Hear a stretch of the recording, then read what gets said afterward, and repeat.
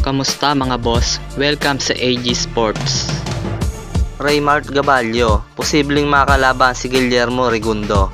Ngunit bago yan ay please like, comment, and subscribe sa ating channel.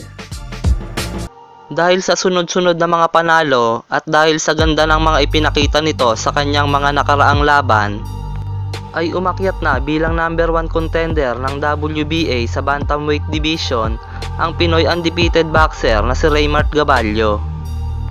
Ito ay nangangahulugang mas lumaki ang tsansa nito na mapalaban sa world title.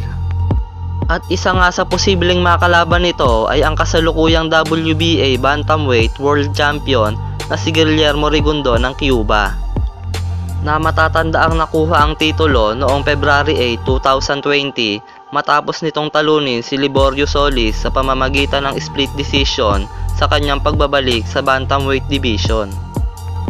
Ang WBA ay may dalawang uri ng champion ngayon sa Bantamweight Division. Ito nga ay ang WBA Regular Bantamweight World Champion kung saan ito nga ay si Guillermo Rigundo. At ang isa naman ay ang WBA Super World Champion sa Bantamweight Division na si Naoya Inoue. Si Guillermo Rigundo ay may kasalukuyang boxing record na 20 wins, 1 loss at may 13 KO. Matigas din ang panga nito at medyo technical ang galaw nito sa loob ng boxing ring. Minsan na ring tinalo nito ang ating kababayan na si Nonito Donaire, at ang kaisa-isang talo nito ay nagmula kay Vasil Lomachenko.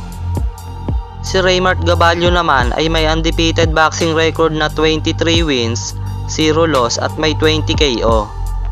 Minsan na rin itong naging interim WBA Bantamweight World Champion noong 2018. Matapos nitong talunin ang dating undefeated boxer na si Stephen Yang sa pamamagitan ng unanimous decision.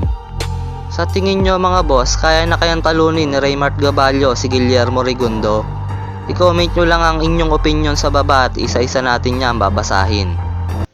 Bago tayo matapos ay shoutout muna kay Bernard Panisa, Edgar Balili, Zan Rowi at kay Jemwil Asuncion. Hanggang dito na lang mga boss. Sana nagustuhan nyo ang ating video. Salamat sa panonood.